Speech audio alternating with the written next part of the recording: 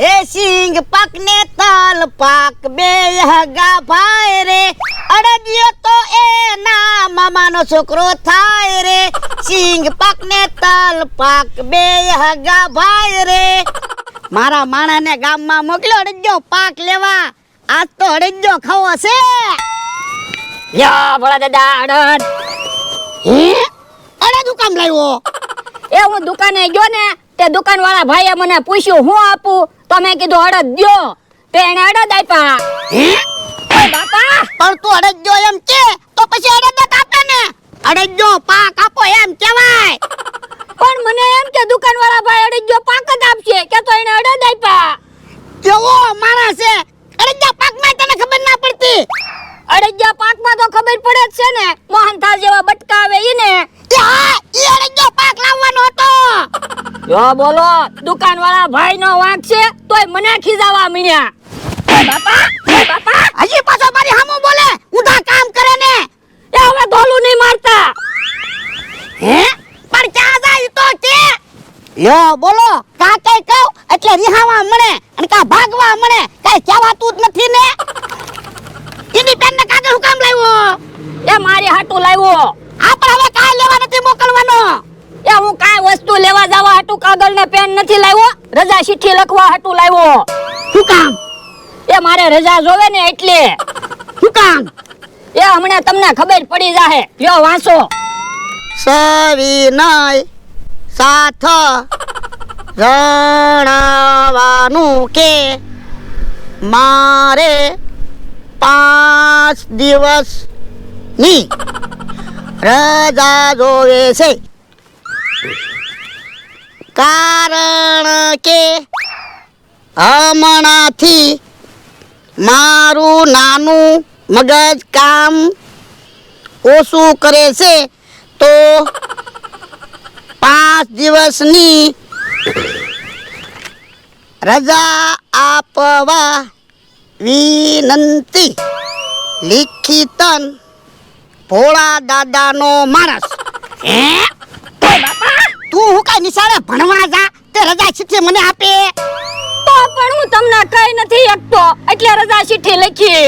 સાનો મનો બે લખીને તો આપ્યું તો કઈ ન દેવાય. હા તો મને હવે 5 દિવસની રજા આપો. શું કામ? તમને કીધું તો છે, ધોલું ખાઈ ખાઈને હવે મારું નાનું મગજ કામ નથી કરતું એટલે. ના રે ના, હું કાંઈ રજા આપવાનો નથી, તો આ વાડીનું કામ કોણ કરે? તો પણ હવે હું હાવ થાકી ગયો. ઘડીક ઓલા માટલા પાસે બેહવાનું, ઘડીક અહીંયા ખાટલો રાખીને બેહવાનું, નહીં કોઈ દિવસ મહેમાન ગચ્ચે જવાનું, ન કોઈ આપણી વાડીએ મહેમાન આવે. હાવ થાકી ગયો. હું એ હાવ થાકી જ ગયો. હે ઓલું કોણ આવે? હે ઓળખાણ ન પડી. હે ભાઈ, કોનું કામ છે? ભોળા ભાઈ, મને ન ઓળખ્યો? ના ના.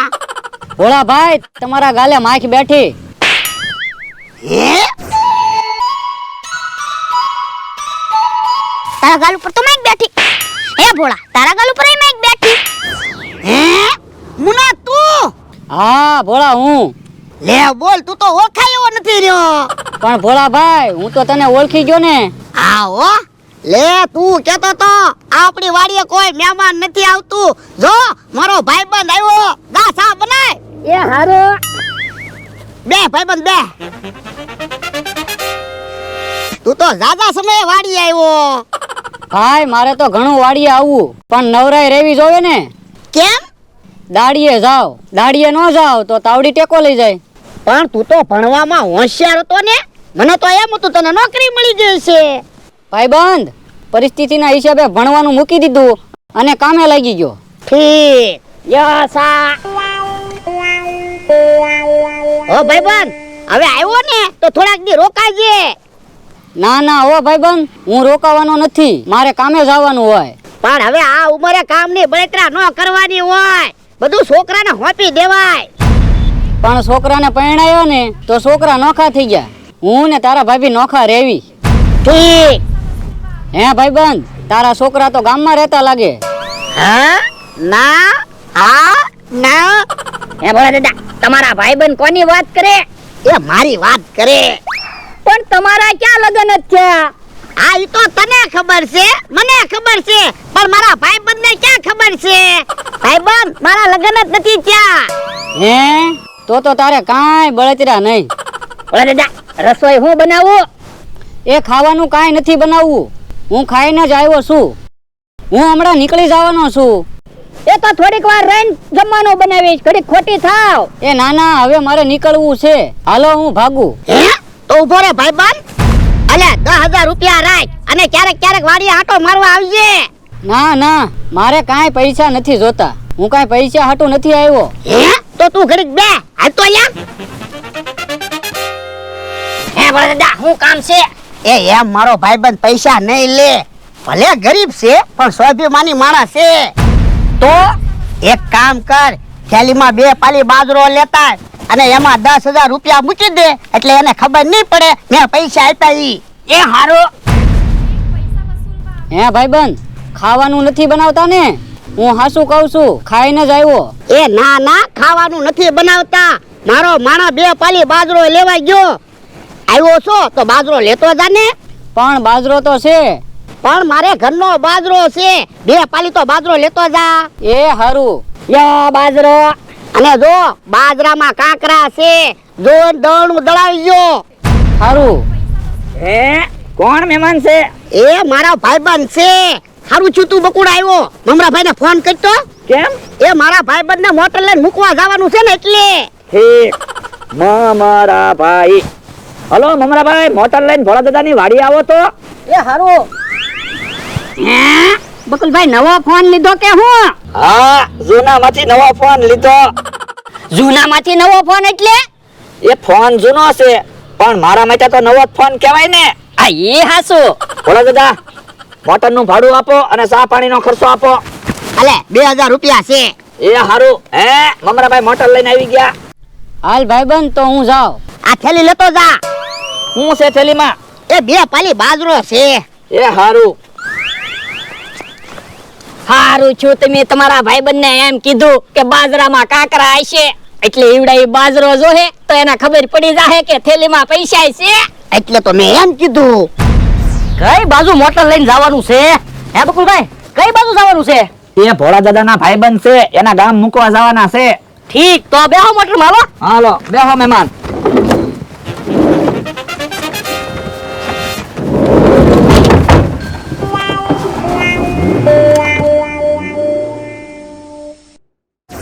ભોળા દાદા, આજ તો તમારું માન મારી પાસે ફૂલ વધી ગયું. કેમ? એ તમારા ભાઈબંધ પૈસા નહોતા લેતા તોય એને ખબર વગર તમે પૈસા આપ્યા ને એટલે. પણ ઈ પૈસા તો લેતો નતો. મારે શું કરવું? હવે મારા બેન બાજરો હારો કરશે ત્યારે એને ખબર પડશે.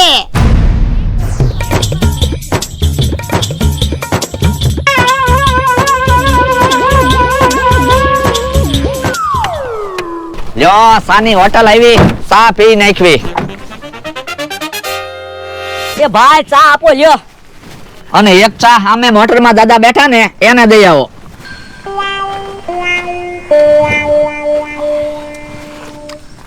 મમરાભાઈ, ભોળા દાદા કેવા કંજૂસ છે બોલો.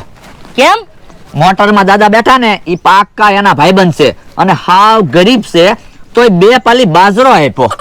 પણ એનો જીવ થોડો હાલે, ઈ થોડા 2 ગુણ બાજરો આપે. તો હું હે મમરાભાઈ, મોટરમાં ગેસ કેટલો બળશે? 200 રૂપિયાનો. તો એક કામ કરવું છે, હું આપણે દાદાને 1 ગુણ ઘઉં અપાઈ દેવા છે. હા, આપણે 1 ગુણ ઘઉં અપાઈ દેવી. તો આગળ કરિયાણાની દુકાન આવે ને ત્યાં મોટર ઊભી રાખજો. 2 પાલી બાજરો નથી દેવો, આપણે 1 ગુણ ઘઉં દાદાને અપાઈ દેવા છે. હા, કાઈ વાંધો નહીં. સાના પૈસા તો આપી દો. તમે સાના પૈસા આપો, ભોળા દાદાએ તમને પૈસા આપ્યા. એ હારું.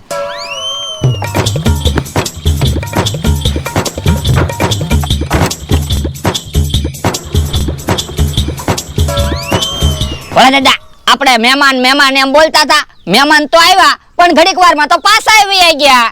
પણ યા એવા મહેમાન થારા, તને ખબર ને કકોન અધોગતિ ની આવે, આપણને કંટાળો લાવી દે. હે બકુલભાઈ, મમરાભાઈ તો તમારા ભાઈબંધને મૂકીને પાછા આવી આવ્યા. ભોળા દાદા, હાવ કાંઈ આવું હોય? મહેમાનને ખાલી 2 પાલી બાજરો અપાય.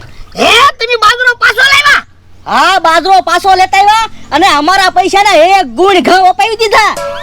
બાપા બાજરાની થેલી પાછી નોતી લાવવાની. તમને ખબર છે થેલીમાં હું છે ઈ? બાજરો.